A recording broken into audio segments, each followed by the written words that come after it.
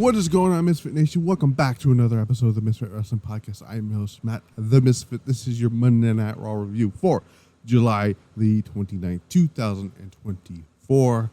This is the go-home Raw edition of Summerslam, live from Minnesota. I don't even know where at. I think it was St. Louis, I don't know, somewhere in Minnesota. We're going to talk about that, everything that happened on the show, my current standings on the SummerSlam card, if I'm excited or not, we'll find out. But first, I need you to do me very simple things, very, very simple things. Hit that like button, comment down below, hit the subscribe button, youtube.com/@Misfit Wrestling Podcast. Then you can follow the social medias, Pile Driver Pulse on Twitter, Misfit Wrestling Pod on Instagram, and the audio outlets, Spotify, iHeartRadio, Audible, Pandora, Amazon Music, and, of course, iHeartRadio. We had, actually up on the channel last night, the Stardom's Sapporo show. I did the full review on there. That's on the channel there. So far, I didn't piss anybody off. I thought I was going to. Some interesting notes from things that I might talk about later on. When it comes to that, I'm going to probably leave that for after going through the review here. I'm not going to be doing this. So there's the Monty Gold shows at like 5 something in the morning. So I'm not going to stay up to. Well, I am going to stay up to watch that, but I'm not going to stay up to watch that, then record my Raw review. So whatever happens with Julia's announcement, I will just put it out on this Twitter. Just again, follow Pile Driver Pulse on Twitter. You'll see it on there, and I'll put it out there on what she's going to talk about. And then I will go into depth into it on Friday for the SmackDown review. So that's when I'm going to let you guys know what's going on in that situation there. Before Monday Night Raw went on the air, we found out that Jesse, the Body Ventura, the WWE Hall of Famer, who went into that Hall of Fame, I believe, in 2004 or 5, rocked up in Minnesota. He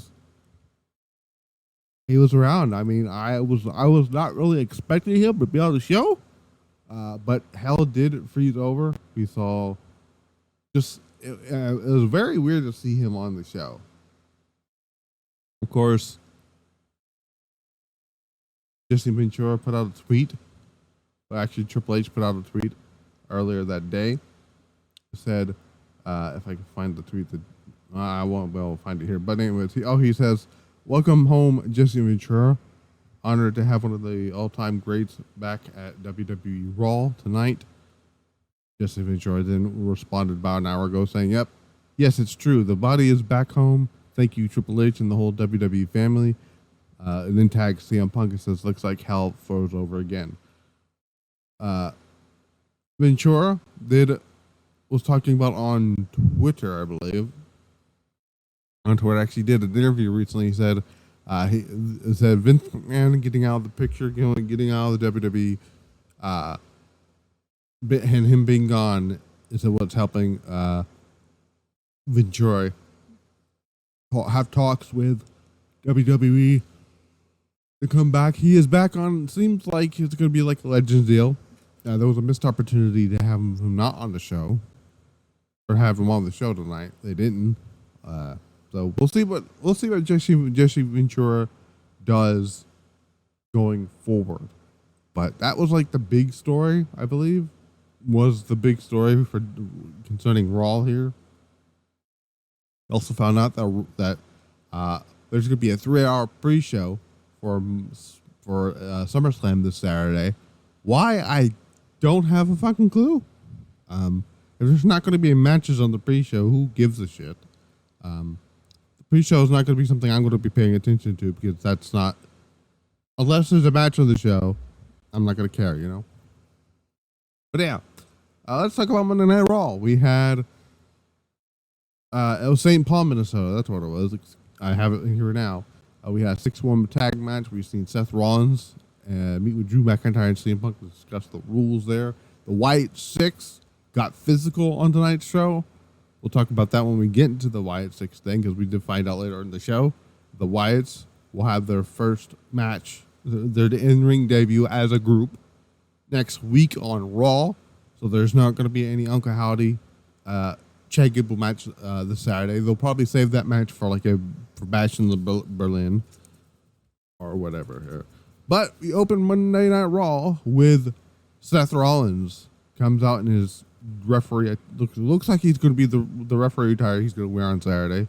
Welcome fans of Monday Night Rollins. Introduces himself and says, excuse me, SummerSlam is only 5 days away. The match between Drew McIntyre and CM Punk is right around the corner. He says that all three of them are in St. Paul to lay down some rules.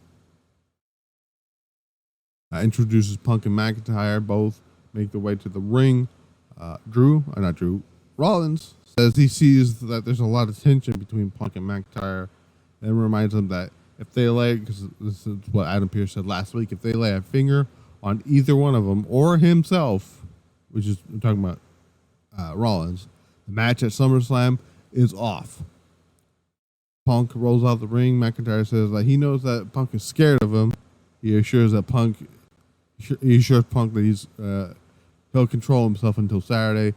Punk says he's not afraid of McIntyre or Rollins, rather what he'll do to McIntyre this Saturday. Rollins intervenes to tell Punk that he's calling the shots, meaning that he's the referee of the match this Saturday. And then Fallon says he volunteered to be this special guest referee in their match because no one else would.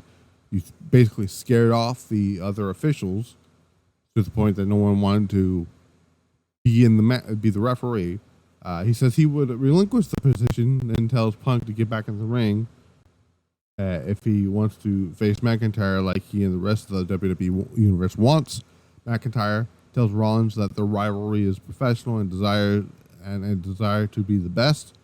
He says Punk is not what's best for business. Tells Rollins that Punk is the real enemy. Rollins tells McIntyre that if anyone hates CM Punk more than he does, it's Drew McIntyre.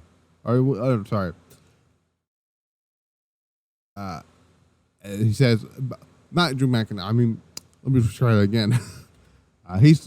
Rollins tells McIntyre that if anyone hates CM Punk more than Drew McIntyre is, and then it's me.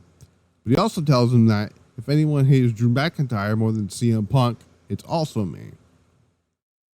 Tells McIntyre that McIntyre and Punk to quiet down in order for him to lay down the rules and regulations for their match. Rollins says there's only one rule and regulation. You listen to me. Everything he says. He says, disqualifications, referee's discretion. If I want to count to 10, I'll count to 10. If I want to count to 20, I'll count to 20. I could do no countouts if I wanted to. You'll submit when I say you'll submit or whatever it is. I'll count to 3 when I want to count to 3. And Punk gets in Rollins' face and says he hopes that he's he's a better special referee than he dresses. Then he warns him against screwing him out of the match on Saturday, tells him that he doesn't want Rollins' help. Drew tells Punk that he's worried about the wrong person when he should be worried about him. Tells him that he tells Punk that he hates him. Says that he can't go anywhere without hearing Punk's name being shouted at him. Then he spent the last 7 months saying everything he has to. He says he wasn't even trying to injure Punk's triceps. Then asks Punk what will happen on Saturday after everything he's put him through.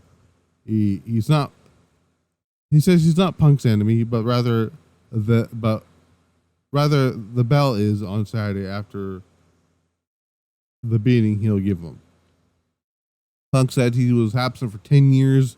The fans still chanted his name and sing along to Seth Rollins' song, but they don't cheer for McIntyre. He says McIntyre is basically the third wheel here. He says he hopes that he enjoyed the last 6 months. Says the worst thing he's done in his career was injure him. He says McIntyre is stupid and dumbs himself out of opportunities. He then says that while he may be McIntyre's enemy, McIntyre's worst enemy is himself. While he may not be as fast or as big as him, he has Punk said he has heart and fan support. He then asks McIntyre what's he got. McIntyre holds up a bracelet that has his wife, that has AJ Lee's name and Larry's names on it. As a response, Punk hits his face. The pair stare at each other, and that's how that segment ends. Not the greatest segment, if I'm being honest here. This was nowhere as good as their segment was a few months ago before WrestleMania, the one in Chicago. But I'm still looking forward to this match. This match should be the main event, but we know it's not going to be. This is my main event. They're just gonna they're gonna kill each other, is what it is. This is gonna be a brawl. And I think this is gonna be unintentional. CM Punk is gonna get unintentionally screwed over here by and I'm actually gonna do my predictions on this show here because the card is basically set. And I'll do those predictions at the end of the review. But I think Rollins is going to unintentionally screw over CM Punk, and they're going to do something we'll get to where we're going to get to that there. But that was it of all we saw between McIntyre, Punk, and Rollins throughout the show. We go to the Judgment Day's clubhouse, where Judgment Day finds their stuff destroyed. Rhea blames Liv Morgan for it. Carlito walks in and leaves with Dominic shortly after. Rhea questions why he's still here talking about Carlito to Balor and JD McDonough. So we're getting a little more stuff. I just like the fact that we're probably never going to find out. Like, this is something I kind of mentioned a few weeks ago, when Rhea came back and Rhea's was asking about why. Oh my God, what's her name? What's his name? Carlito. I was just talking. I don't know why his name escaped me. Why Carlito's in the Judgment Day's clubhouse, and every time she tries to get an explanation, it's interrupted by whether it's a camera cut or whatever. I think that'd be funny. But what is funny is we have the Creed brothers with Chad Gable taking on Otis and Akira Tozawa with Maxine Dupree. The crowd is still into Otis. Unfortunately, they've kind of WWE's kind of just squashed this whole thing with Otis. So the Creeds hit a double superplex onto Otis, gets the win. And the Creed brothers get the win here. Nothing really too spectacular when it comes to this match. It was just to showcase the new group that Chad Gable has with the Creed brothers after the match. The Creeds start attacking Otis, and it clinches an ankle lock onto Otis here. Maxine Dupree jumps onto Gable to prevent him from doing so. Gable yells at her. Maxine slaps Gable, stands up for herself. Looks like she's ready to fight, which she's not going to do anything here. And then the lights go out. One by one, right? Otis, Dupree, and Tozawa leave. The Wyatt Sicks music hits, and out comes Eric Rowan, Joe Gacy, and Dexter Lumis. Just them two, and I'm like, this is interesting here. So, Lumis, Gacy, and Rowan get on the ring apron. And what's something I was not expecting here? They all unmasked each other. Gacy, we kind of figured which one was Gacy. But Dexter Lumis, my God, it looks so unrecognizable. Like, if you put a side-by-side picture of what Dexter Lumis looked like last year to, I think it was on the show last year. Anyways, from Dexter Lumis last year or 2022 to now's Dexter Lumis, they look nothing alike. But they get in the ring here. Before they do that, Nikki Cross, who is was named by Michael Cole as Sister Abigail, but Nikki Cross is a diving cross body onto Chad Gable. Also, something I noticed, I had to go back and watch the segment again because I don't know if anybody else noticed this, but Nikki Cross was also not wearing a mask, which is very telling to me. But Gacy and Loomis get into the ring here. They both hit simultaneously Uranagis onto the Creed brothers, which is a little nod to Bray Wyatt. And then a double team move from Gacy and Loomis, where Gacy did a pop-up powerbomb to Loomis on top of the Creed brothers. Rowan then does a crossbody against the ropes, or off the ropes to the Creed brothers, while Chad Gable escapes. While Chad Gable is retreating up the ramp here, Uncle Howdy comes walking out to scare off Chad Gable as Uncle Howdy eerily laughs. I'm loving everything they're doing with the Wyatt Sicks. I'm not bored with it yet. This was something new, but it gives me a few confirmations here. One,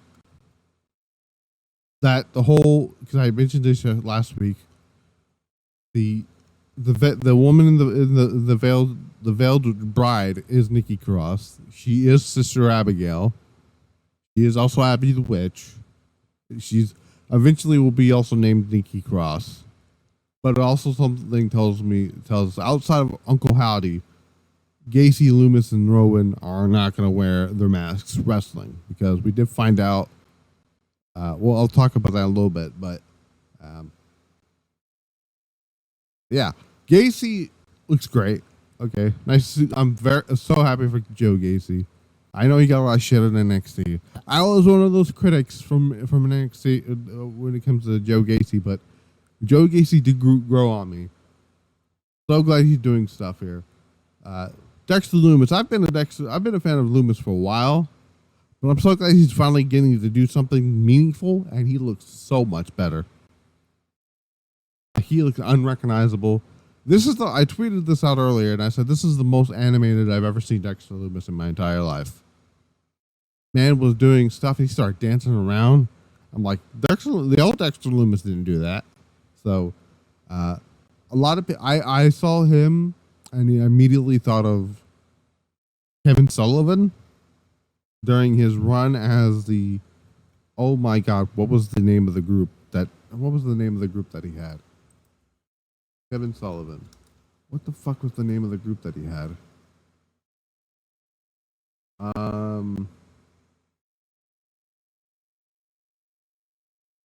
What was the name? Oh, Prince of Darkness. That was it. The group, the Prince of Darkness group that he had. What was the name of the group?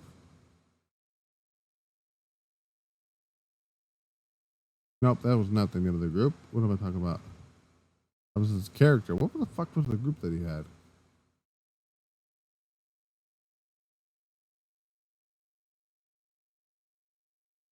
Let me look here. I have got to remember the name of this group now. Give me a second. Give me a second here. Cage match. We're gonna go to Kevin Sullivan here. Let's see. Here we go. Army of Darkness. That was the group. I could not, for some weird ass reason, remember the name of this group. The Army of Darkness. So that's who it reminded me of. This group reminds me of the Army of Darkness mixed with the Devil's Rejects and a House of 1,000 Corpse. Because there is so much of Rob Zombie influence around here too, because you see it with how Dexter Loomis looks. You've seen it with Uncle Howdy and his look, right? It's so cool, so cool. We'll talk about more about Dexter Loomis because he did have his own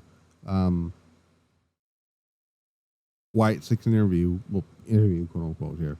A match that I thought was probably my favorite match on the entire show, which was Brodus Clay. God no. Bronson Reed and Sheamus. This was actually really good here. Two men, sirloin beef sons of bitches match, which was basically halted by Pete Dunne. So at some point here, Sheamus ascended the top rope, looking to fly, but Bronson Reed intercepts him, connecting with a Death Valley driver, drags Sheamus into the corner, sent to the top rope. Sheamus catches him with several right hands, joins him up there. They hits a white noise from the middle rope, goes for the pin, re-kicks out. Sheamus delivers the Tempe to the Bodron, then lines up the bro kick as the referee is untangling Bronson from the ropes because he's occupied at this point here. Pete Dunne comes out of nowhere and hits Sheamus with a shillelagh. This opens the door for Reed to deliver the tsunami splash to Sheamus for the win as Dunne hides outside the ring. So we're getting great. I enjoyed this match. This was probably my favorite match of the night. Sheamus, Dunne, and Bronson Reed is going to be a big triple threat match at some point. And I do think the singles match for Bad Blood for Bash and Berlin is going to be Sheamus and Pete Dunne, which that's going to be fucking glorious, bloody violence there. So there's that. We cut to a promo package for Damian Priest sending a message to Gunther for SummerSlam. About everything that Gunther said about him living off the streets and stuff like that. So, usual babyface type of promo here. Then we had Jey Uso defeating Carlito because earlier in the night, Carlito came back and says, "Well, did you get the match?" Yeah. You and he said you, Dominic, and Sammy. I was like, no, you're supposed to take care of Sammy. So now we get the match with Jey Uso here. This match did not debut on the show. This match only existed to do the Apple spot. This was a giant one, and people wonder why Jey Uso's not on SummerSlam. That is why. This is a waste of time. We go to Jackie Redmond. She is interviewing Selena Vega about the Sonya Deville, Shayna Baszler, Zoe Stark group. They start attacking. They confronted Vega, then attacking her leg, or not leg, her boot. No, not her boot. Her arm that's already injured and re-injured her arm or whatever. There's that stuff there. We find out that The Miz is hosting SummerSlam. Listen, as long as he's not wrestling in the ring and having a match, I could give zero fucks what he does on the show. What he doesn't do on the show. We have we have Xavier Woods versus Karrion Kross. Apparently we find out that Kofi Kingston suffered a injury at the Japan tour. This match was nothing much of anything here. He basically goes on about the stuff about Kofi losing in 6 seconds or 8 seconds or whatever. The final prayer for the win. This was also another waste of time here. I swear to Christ, if Kofi Kingston comes back and we're still and we don't end this feud soon, I don't know. I may want to start drinking NyQuil before Karrion Kross matches start coming out because it's not working. Sorry, Triple H. Your idea of getting him over as this badass is not working. It might be time to just let it go. Sami Zayn makes his way down the ring because before that we've seen earlier in the show we've seen a Braun Breaker promo package. We have Dominic Mysterio versus Sami Zayn. Nothing really too big here. Sami Zayn wins via disqualification because Judgment Day gets involved here. After the match, McDonough, like I said, they start beating down Zayn. Jey Uso enters the ring, dumps Carlito out of the ring, then delivers a spear to McDonough, tosses Dominic outside the ring to join Carlito and McDonough, then flies to level all three men. Braun Breaker comes out of nowhere, blindsides Sami from attack and stuff. Sami hits the exploder on the ring in the corner, sets up a Luva kick. Breaker rolls out of the ring to avoid it. Tries to get back into the ring here, but he gets thrown out of the ring there. So this is already still. So the reason they kept doing the Sami Zayn, Jey Uso stuff because they're setting seeds for Sami, Jey Uso to somehow get involved with stuff with Roman, Jimmy, and the rest of the other bloodline members. Just looks like, because it looks like based on this segment here, excluding the Braun Breaker stuff, it sounds like to me, this is based on this here, they're going to do the old bloodline versus the new bloodline at the Survivor Series for War Games.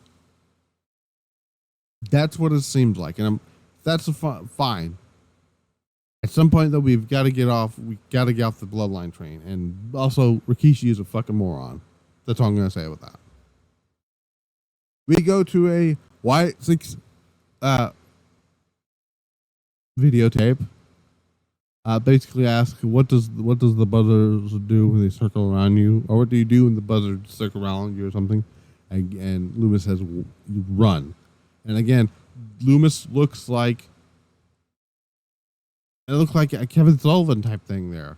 And then after the segment, Chad Gable and the Creeds challenge the Gacy, Rowan, and Loomis to a 6-man tag match.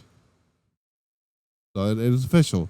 Their in-ring debut next week is going to be against the Creed brothers. And if I'm booking it, I wouldn't give as much as I like the Creeds, as much as I like Chad Gable. This type of match should be a squash match. You want to make sure that the Wyatt Sicks is the first outing as a match as a group should be a squash match. Something not the type of squash match like a John Cena Lesnar SummerSlam squash match, but more like a, they get some offense in, but realistically, they're gonna get killed by the Wyatts, basically. 6-woman tag match: Zoe Stark, Sonya Deville, and Shayna Baszler take on Katana, Kaden, and Lyra Valkyria. Man, Lyra Valkyria's stock since the Queen of the Ring has fallen. Actually, before that, ever since Becky Lynch left, it's not been the same for a lot. I think that the story should now be that without Becky Lynch, you're nothing. You only got here where you are at because of Becky Lynch. By the way, Zoe hit the Z360 on Katana Chance to win here. After the match, they dispose of their opponents here. And then Damage Control returns. Io, Kyrie, and Dakota Kai coming out, and their Black Lotus Triad phase here. Now they're baby faces. Io hits her beautiful moonsault and just takes out all three members here. Damage Control stands in the ring. Then Kathy Kelly catches up with Damage Control.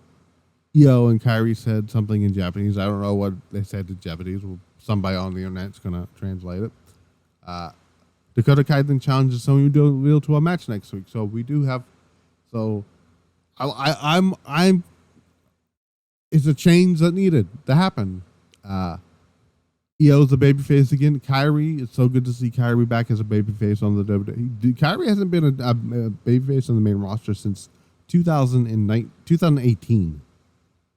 She wasn't even a babyface that long. They turned her heel like in October of that year. She got called up in April of that year, and they turned her babyface. Then turned her heel in October. Io has never been a babyface on Raw, on the main roster, so we're getting that here. Dakota Kai, the same thing, has not been a babyface. Well, she kind of was, but not really. So there's that. But yeah, good to see. Yeah, so Io was on a little got a little short vacation too, because so did Kyrie. But Io mainly deserved a vacation after the one she had as women's champion, and then doing that stuff there. She had that great that match of the year candidate. Don't give a fuck what anybody says. That match of the year candidate with Utami at Marty Gold and Kyrie doing her stuff there. So that's pretty cool there. As long as don't change the gimmick, like don't change the way they look or anything like that. Just have them go after heels now. Don't really change anything about them. Just let them be badass baby faces. We had Gunther in the empty arena doing all that stuff there and whatnot here. We had the main event here, Finn Balor, Gunther. Apparently JD McDonald was at ringside. I didn't know that. But this match, I'm going to be honest with you. I know a lot of people seem to like this match. But for a dream match between these two, because this match was supposed to happen in 2020 at the NXT TakeOver Dublin show. It was supposed to be for the NXT UK title when Gunther was the NXT women's UK champion down there. Man, for a dream match, this was kind of disappointing, if I'm being completely honest here. Gunther wins with a sleeper hold after Balor passes out. After the match, Gunther doesn't want to let go of the sleeper hold. Damian Priest comes into the ring here, wastes no time to go after Gunther. They start brawling around the ringside area here. And then Damian Priest, even though we didn't get to see this, Damian Priest stood tall after the match, after the show went off the air. But as the shows are going off the air, Gunther was getting the hell kicked out of him. So, yeah.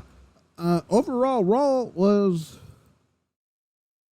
Raw. Not a lot of good things on the show, if I'm being completely honest. For the go-home show, I thought it was kind of disappointing. I like the Wyatt Sicks stuff. That is... Ooh, Jesse Ventura just posted up a photo with CM Punk, tweeting out, "Why did I come back for moments like these? This is so fucking weird. 2024 wrestling is awkward as hell." But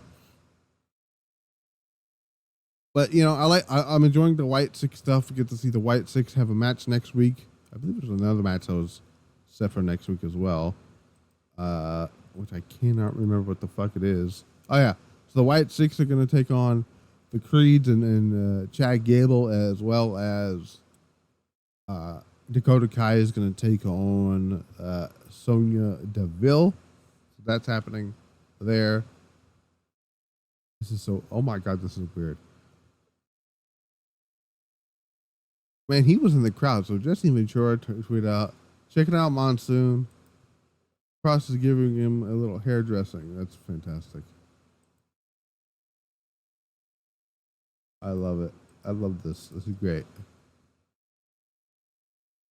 This is so weird to see. Anyways, so there is that. So here is the card now, the official card, full card, as long as nothing else it gets added on Friday for SummerSlam. This is going to be my preview and my predictions, right? So we have, for the Intercontinental Championship, we have Sami Zayn versus Braun Breaker. I think this is going to be the time Braun Breaker wins the Intercontinental Championship, because Sami Zayn, like I said, is going to go off to do the stuff with Jey Uso and the Usos, Roman and the Bloodline, for getting that set for Survivor Series. Braun Breaker is going to win the Intercontinental Championship here, and then he's going to get a chance to go against Ilya Dragunov in Berlin. So Braun Breaker may not hold the championship for the whole month of August. We'll see. But yeah, I got Braun Breaker winning the Intercontinental Championship here. The United States Championship is on the line. Logan Paul versus LA Knight. This has to be LA Knight winning the championship finally, right? Like, this has to be it. Logan Paul has been a waste of a United States champ. At first, I was for it because I thought, well, this guy might be around a little bit longer, be around, do more. No, man hasn't defended the United States Championship that much at all. He did the title defense at the Royal Rumble and WrestleMania. He didn't defend it in Australia, but he did do the fucking Chamber. He didn't defend the championship at Money in the Bank. He didn't defend the. What else did he didn't do? I don't think he defended it at Backlash or Scotland. But I think it's time to. I think LA Knight's going to get the championship here for that. Let's go on to the main. Actually, we'll do the women's championship now. The WWE Women's title. Bayley defending against Nia Jax. Nia Jax won the Queen of the Ring to get this match here. I think Nia Jax is gonna win the women's championship here. I think that's gonna happen. I don't know. Bayley's run hasn't really hit me as much as I thought it would, and it's not Bayley's fault. I'm putting this on Triple H. As great as what Triple H is doing, as much as I'm enjoying his product, Bayley's not doing it for me as the women's champion, unfortunately. Right, which is why I was kind of. This is why I was kind of hoping Io had retained at WrestleMania, but then that means Io would have still remained on SmackDown, and she would have to deal with Bianca Belair and all that bullshit. I did not want to see. I just didn't want to see that feud continue. But yeah, I think Nia Jax is going to win here, and I think there is a possibility. I'm not saying they're going to repeat last year, but there is a possibility that once Nia Jax wins, Tiffany Stratton cashes in. Now they could do it where Bayley retains. Nia beats the shit out of Bayley after the match, and then Tiffany Stratton comes in and tries to cash in. I don't think Tiffany Stratton is cashing in. She'll try to, but I don't think she's going to actually do the cash in. The cash in is probably not going to come until later on. Maybe at like a Bash in Berlin or Bad Blood. We'll see. But I'm going to go with I'm saying Natalia before. I'm going to go for Nia Jax too. Who is actually impressing me a lot this year. I was ready to hate on the decision to bring Nia Jax back, but her second run in WWE is so much better than what the fuck she was doing first time around. Triple H, that's what it is. Triple H is the reason. Triple H is I don't know. It's just something. Anyways. Now, before we get to the big, I guess, 3 title matches here, let's talk about the match that I'm actually looking forward to the most, which is my main event of the show. CM Punk versus Drew McIntyre with Seth Rollins as a special guest referee. Now, you'd think that I would be picking CM Punk to get the win here. Well, I'm not. Because in order for this feud to have, this is not going to be the only match between these two, and in order for this to have their blow-off match, which is going to be their third match, Drew McIntyre has to win this first match here. I said it earlier, Seth Rollins is going to inadvertently screw over CM Punk, which is then going to lead us into Bash in Berlin, where CM Punk is going to either ask for a match with Seth Rollins, or they're going to do a triple threat match, and that sets up there. But the match of Bad Blood is going to be the main event of that show. Should be CM Punk versus Drew McIntyre inside Hell in a Cell. That's where this should be going. It's the only place it should be making sense, and CM Punk should be winning this feud. But the first match has to go to Drew McIntyre. Just how it is. Damian Priest versus Gunther for the world. Or not, sorry. I skipped ahead here. Liv Morgan defending the Women's World Championship against Rhea Ripley. As much as I would love for Rhea Ripley to win the championship back, that's not happening, unfortunately. Somebody said that, and I have to find this tweet here. Somebody said, let me see if I can find it here. Let me see if I can find that tweet here. Somebody said, Io was women's champion and nobody gave shit. Liv Morgan is in the hottest angle, selling merch and getting decent ratings. And I put out that, for one, Io Shirai actually wrestled on WrestleMania this year. Liv Morgan was nowhere to be seen. And two, Io Shirai has had more pay-per-view title defenses than Liv Morgan. And it's true. Liv Morgan, since winning that championship, has not defended the title once on pay-per-view. She didn't defend it at Money in the Bank. She didn't defend it in France. She didn't defend it in Scotland. Okay? Right? She's had two televised defenses with that title. First one, when they got the rematch with Becky Lynch inside the cage. And the second one against Selena Vega on the Go Home show for Money in the Bank. Other than that, she's not defended the championship on television. She's done the house show circuits with the title, but that's it. I'll tell you how many title matches Io had on pay-per-view. She had I get to explain this here, so give me a second. Okay, so the first one she had was the rematch with Bianca Belair at no, that was not the first one. Anyway, I'm dating myself there. Anyways, I'm not going to put them in order. The triple threat match between Charlotte and Asuka at Fastlane, and then the crown jewel match with Bianca Belair when Io with Kyrie came back, and then WrestleMania. Unless I'm missing one. Am I missing one here? No, I'm not. But funny, she's had 3 more title defenses on pay-per-view than Liv Morgan. My point is, Liv Morgan's this angle with the Morgan has nothing to do with the championship. At this point in time, nothing about this programming screams it's for the championship. Now, how we get Liv Morgan retaining, it's probably going to be Dominic Mysterio that does it here. They've already turned, Rhea Ripley's already the babyface here. So, we're going to see where this goes here. I don't think that Liv Morgan and Rhea Ripley should be inside the Hell in a Cell.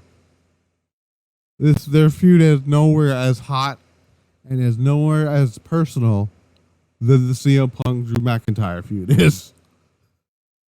So no, Triple H's whole thing with Hell in a Cell now it's we only get one that actually deserves it. And right now it's Punk and Drew.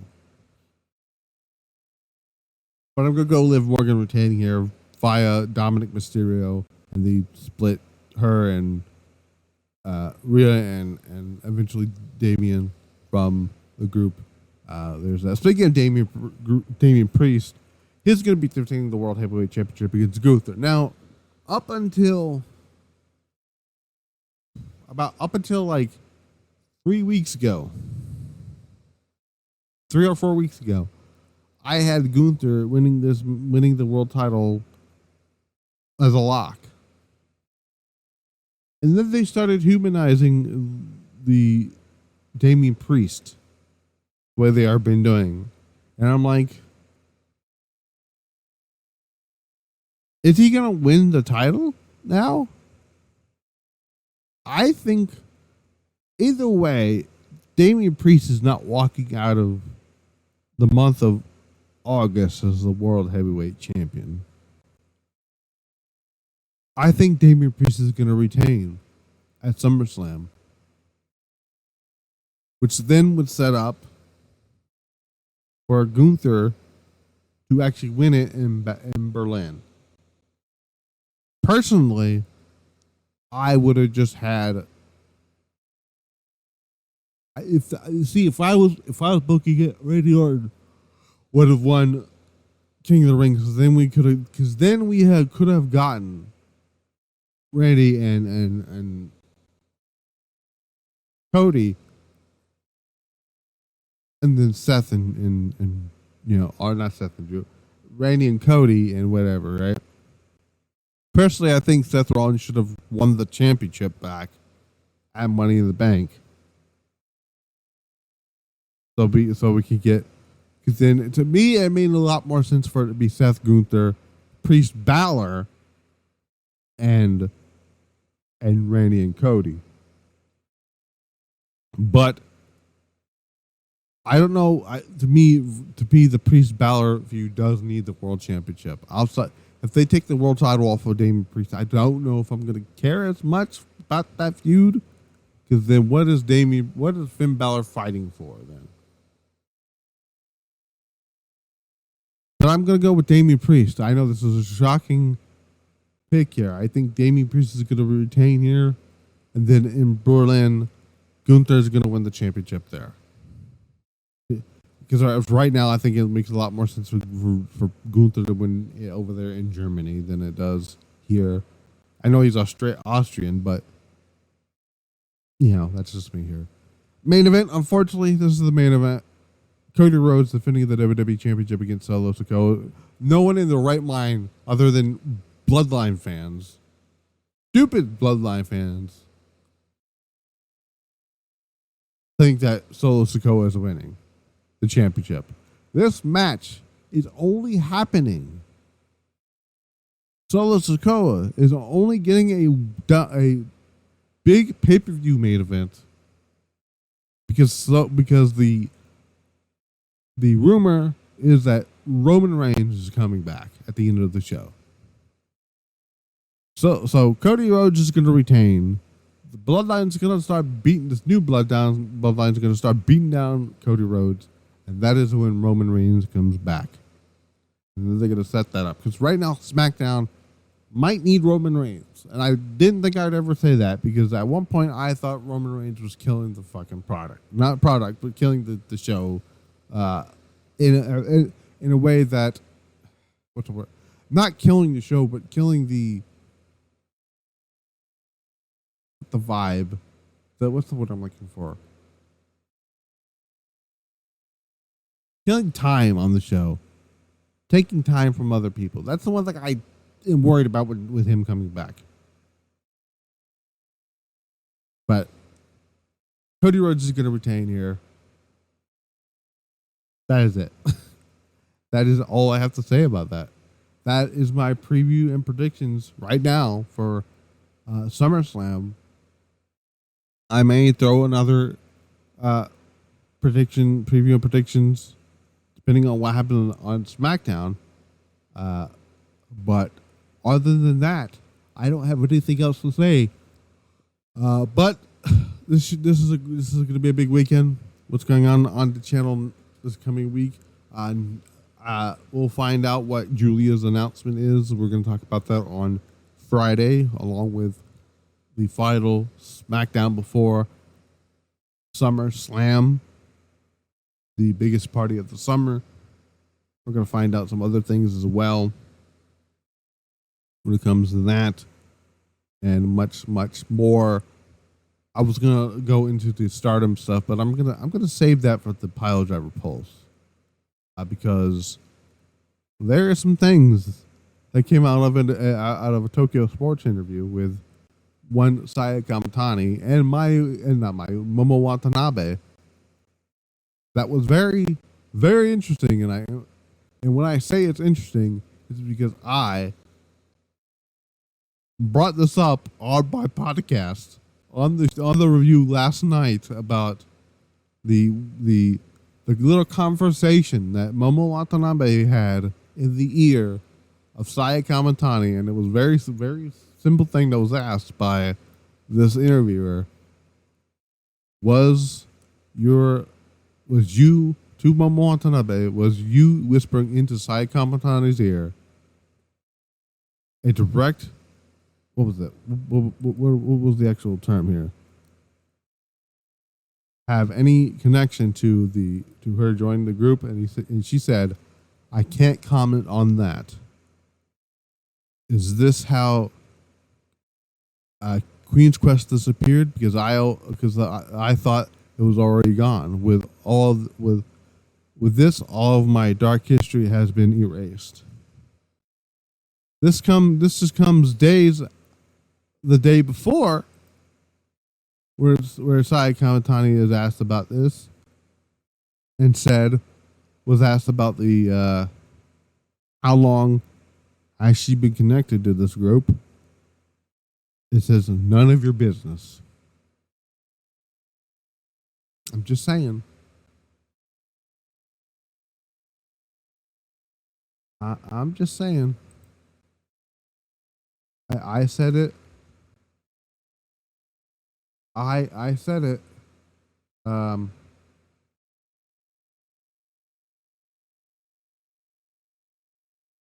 said it the other day. I said it last night. And I responded is why to Momo Watanabe. I said, now why would she say that?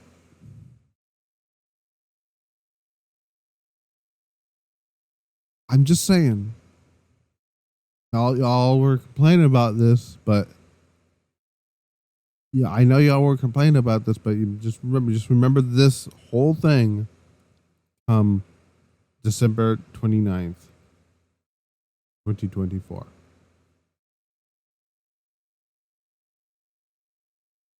So that's all I'm gonna say. That is all I'm gonna say. Oh, an interesting fact here. So the Wyatt Sicks, who are going to make their in-ring debut next week in Baltimore, the same arena and location where the Wyatt family made their debut over 11 years ago. So that's pretty cool. That's pretty neat. But other than that, I'll see you guys back here for Friday Night SmackDown.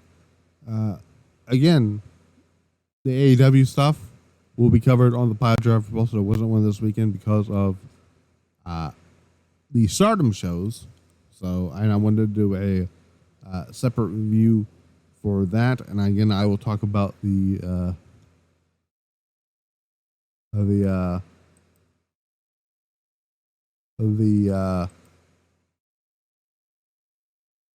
Julia announcement on that show. So, yeah. Until then, I've been Matt the Misfit. This has been the Misfit Wrestling Podcast. We're out.